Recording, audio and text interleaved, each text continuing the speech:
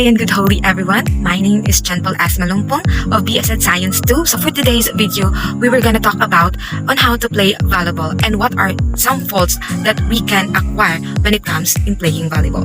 So without further ado, first we have services.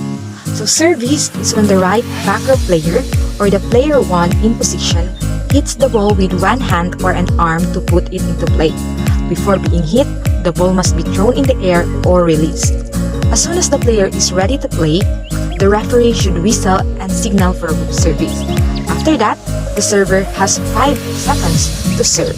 Once the ball is served, both teams would play it out.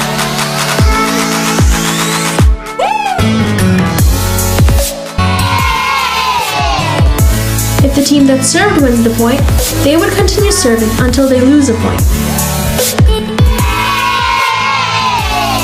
But if the team that didn't serve wins the rally, all players on that team would rotate one position to the left. And then the player in position 1 would serve.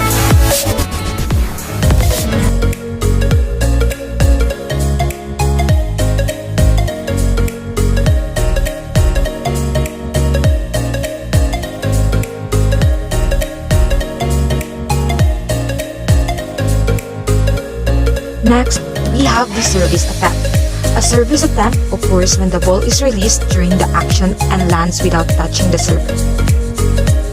Next, we have the screening. A player on the serving team may not try to hide the serve ball from the players on the receiving team. Playing the ball, on the other hand, it is legal to contact the ball with any part of the body above the waist as long as the ball rebounds immediately and does not lay against the body, or the ball may not be kicked. If a player touches the ball or the ball touches a player, it is considered as a play on the ball.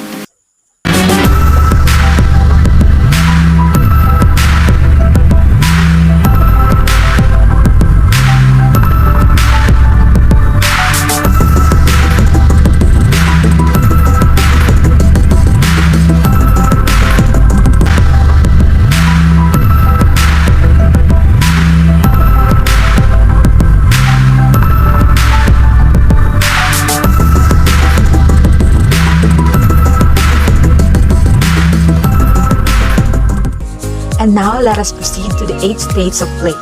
So first, we have the ball in play.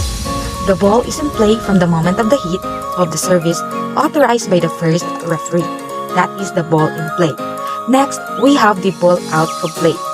The ball is out of play at the moment of the fault, which is whistled by one of the referees.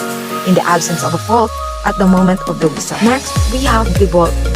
The ball is in if at any moment of its contact with the floor, some part of the ball touches the court, including the boundary lines.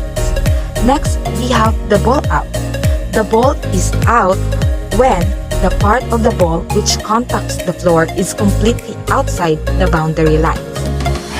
Next, we have it also touches an object outside the court, the ceiling, or a person out of play.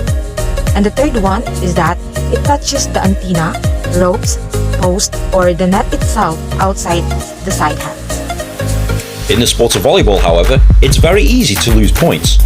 There's a lot of things you can't do in volleyball. You cannot hit the ball onto the ground outside the area of play. You cannot hit the ball twice in succession. You cannot catch or throw the ball. You cannot step over the line during a serve. You cannot touch the net or run under the net. You cannot hit the ball into the antennas of the net. And as earlier mentioned, you cannot touch the ball more than 3 times. And now let us proceed to the playing. So what is this playing fault? So it is a fault in any playing action that violates the rules of the game and is judged by the referee to determine the consequences. If there are 2 or more faults that occur successively by the same team, only the first fault is counted. Volleyball faults, on the other hand, stepping over or on the line while serving, not hitting the ball over the net or touching the net, reaching under the net and interfering with the player or the ball. As an attacker, as you can see, Justice is making contact with the ball. Even though he didn't touch the net, you're not allowed to reach over the ball and make contact before the other team is allowed to. Team hits. Under the team hits, we have a team hits the volleyball for hits. A player hitting the ball 2 times consecutively or does not apply to a block to a hit by the same player. A player touches the ball or an opponent in the opponent's space before or during the opponent's hit, a carry, lift, or throw. Simultaneous contact is when 2 or more people are in contact at the same time. Simultaneously occurs when 2 opponents touch the ball over the net at the same time. If the ball remains in play after such a contact, the side receiving it is entitled to 3 more touches. Next, we have the hit with the help of others. In order to reach the ball, a player cannot rely on any object or person, including a teammate. This rule only applies to the playing field. Contact with the ball, on the other hand, any part of the body is allowed to touch the ball. Recent rule changes now allow contact with the feet, and while the goal of the adjustment was to give defensive players greater freedom where there is no penalty if a player kicks the ball purposely in an attempt to gain an advantage. And now, let us go on to the another discussion, which is play under the net. So penetration under the net means you can't make contact with an opponent or go in the path of an opponent who is getting ready to play defense or make a play on the ball. A spiker must make contact with the ball on his or her own side of the net, but may reach over but not touch the net during the follow-through. A player may go under the net and into their opponent's space as long as it does not interfere with their play. Nevertheless, your foot must go all the way onto their court. Contact with the net by a player between the antenna during the action of playing the ball is a fault. An easy rule of thumb is don't touch the net unless players may touch the post, ropes, or any other object outside the antenna, including the net itself, provided that it does not interfere with play. Let us talk about the crossing the ball.